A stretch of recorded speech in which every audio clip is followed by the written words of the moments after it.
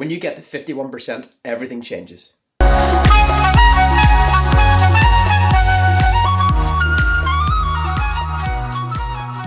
again everyone, and welcome back to another video. My name's Rick. My aim is to help you realise the truth that feeling great really can be your natural state. So in this video, I'm going to talk about something which I think is incredibly powerful, simple, and relevant to absolutely everybody in the world. But the fact that you're watching this video obviously shows that you're more interested in the topic which we're about to talk about right now, and that is the practice of minding your thoughts. So whenever I say minding your thoughts, I mean you're taking stock in what is going on in your head. The average person thinks anywhere between, well, I've seen different numbers being thrown around in different studies, but anywhere between 40 to 60,000 different thoughts a day, give or take, depending on how active, overactive, underactive you are, or whatever variable you want to include. But that's a lot of thoughts either way, 40 to 60,000. And it's going to vary from person to person. But personally, for me, not so long ago, the majority of those thoughts would probably have been negative or destructive in nature. And that manifests in many different ways, such as recurring bouts of mystery illness for no particular reason at the time. But in hindsight, looking back through a clear, objective lens, it was due to negative thoughts, which clearly manifested in the physical realm. Whenever you become aware of your thoughts, and you can do that simply by just sitting still and meditating, waiting to see what thoughts come into your mind, taking stock on the thoughts that come into your mind, and then simply letting them go. That's how you become aware of the thoughts in your head. It's as simple as that, nothing more to it. And then you can actually start to implement changes to the thoughts that come into your head. So let me back up a little bit and say, it's very easy to go down the rabbit hole, the mental rabbit hole, the imagination rabbit hole. You know it yourself whenever you say, for instance, a hypothetical scenario could be you see a really attractive girl or guy or whatever you're into and you want to ask them out. Then all of a sudden you think, whoa, what if they say no? What if they don't go out with me? Then that means I've been rejected and I'll be hurt and I won't be able to look at myself in the mirror, and then I'll be really sad and I probably won't ask anyone else out in this whole blah, blah, blah, blah, blah. It's a whole negative spiral, pit of despair. That's just one example of many.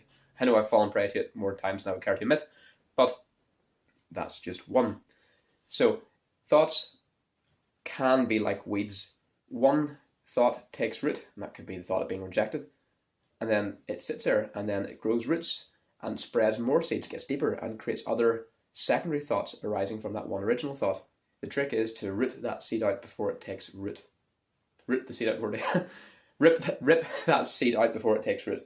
And obviously spare yourself from an episode of despair or unhappiness, unease, dissatisfaction, anxiety, whatever. It's a constant process, minding your thoughts, observing your thoughts, and neutralizing the bad ones before they manifest. It is a constant process, but like anything in life, it gets easier the more and more you do it. The more you do it, the more proficient you get at it. The more proficient you get at it, the better the effects will be, compounding in the long run. I mentioned 51% at the start. And I've seen it in a few different books. I think the first place I came across in was The Power of Now by Eckhart Tolle. Also, I have a feeling Joe Dispenza mentioned it in one of his books as well. But the point is, there's a tipping point. Let's say you have 100 thoughts in a day. If 50 are good, 50 are bad, you're probably going to be in a space of neutrality. Personally, for me, a couple of years ago, I would say I would probably have been 60-40. 60% negative or destructive, 40% positive, constructive. And that's obviously going to tip the scales in the favour of the destructive emotions, and that, or the destructive emotions, destructive state of being, and that is probably, that's definitely why I manifested those, physical ailments, be it stiff.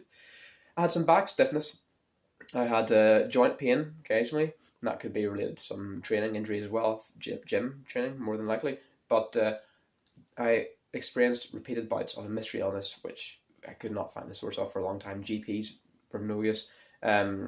Immunologists were of no use. I went to a urologist as well, went to a few different specialists, and they couldn't find anything wrong, anything at all, apart from slightly higher immunoglobulin E levels, IgE, allergen levels. But then again, I am allergic to, peanut, unfortunately.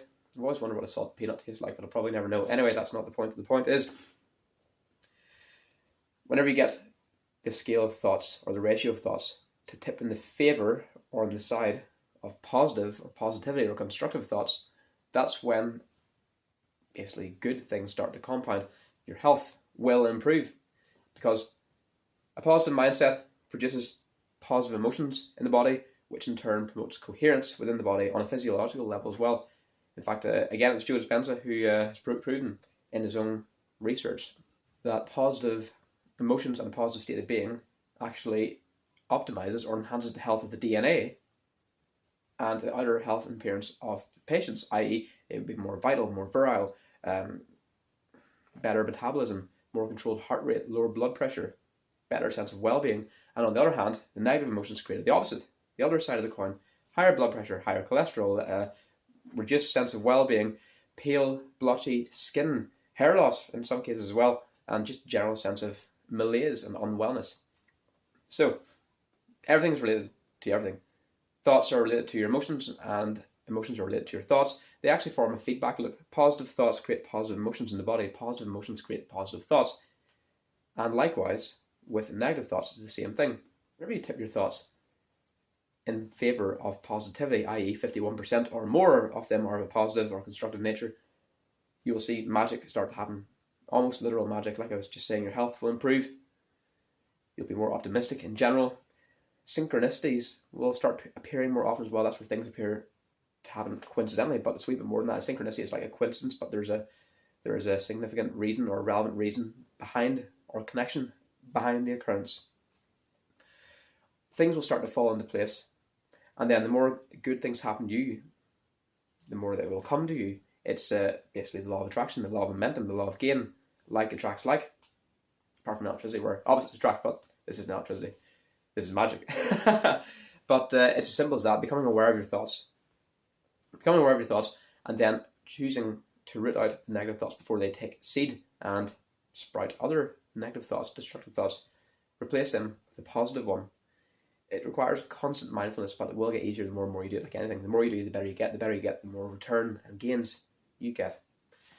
So that's it for today. I hope you gained some degree of value from this video as always. And again, thanks for watching. All the best and take care.